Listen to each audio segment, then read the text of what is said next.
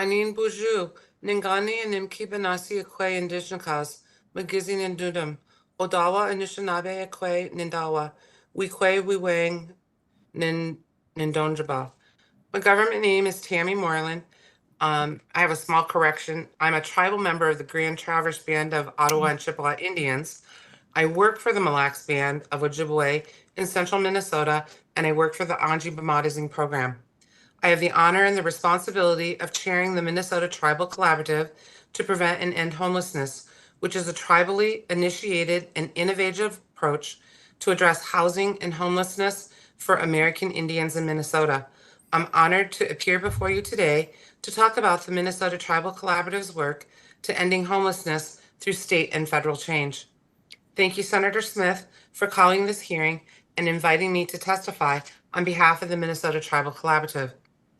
The Minnesota Tribal Collaborative was funded in 2014 when a group of tribal housing and human services staff in northern and central Minnesota began to meet together with other supporting organizations to learn from each other about new resources and ideas for promising practices that help meet the unique needs of American Indians experiencing homelessness.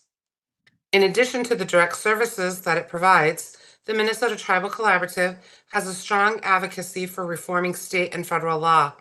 We have been successful lobbying for changes to state and federal law because of our firsthand experience with homelessness and its root causes, and because we never give up.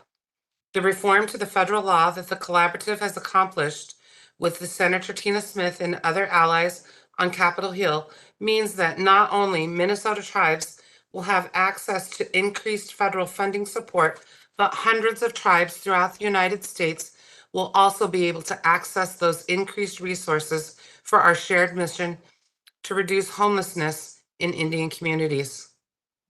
In Minnesota, American Indians are more than 12 times more likely to experience homelessness and to be homeless longer than the white population.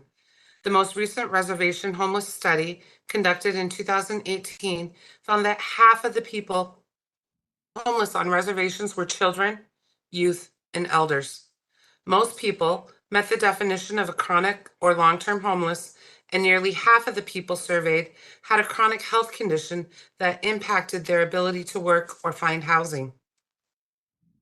Our collaborative is successful because the Minnesota Tribal Collaborative are fearless. We usually take the hard way and not the easy way to accomplish our goals. And our goals aren't just for us, but we look forward several generations. The Minnesota Tribal Collaborative wants future generations to know that we came together with leaders to write new rules for society about how to thrive together. We experienced immense challenges, but in the end, we succeeded. We want future generations to know that this was a powerful generation that rose from adversities, and we gave them legacies and resources to take inspiration from. We want them to look at us with courage as we went through a difficult period of triumph and struggle. We hope they will talk about us as examples to emulate, as something to be, and to go onward to the future with. We want to end homelessness in our communities. The members of the Minnesota Tribal Collaborative always show up. We challenge the status quo, and we hold ourselves and others accountable for change. We have made changes, significant changes, and we intend to make more. We believe that nothing about us should happen without us, and we push to be part of meetings, fundings, trainings, and we always insist that our voices are heard.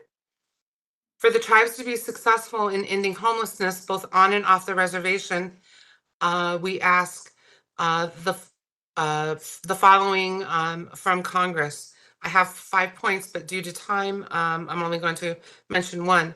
We ask that you support tribal efforts to end homelessness among tribal members as they move between the reservation and urban communities.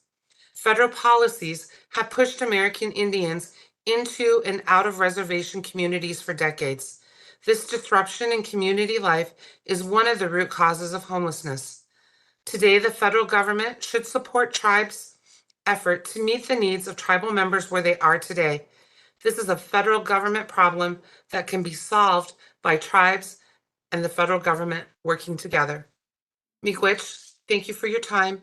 And by partnering together and sharing resources, we can end homelessness for America's first people. Thank you.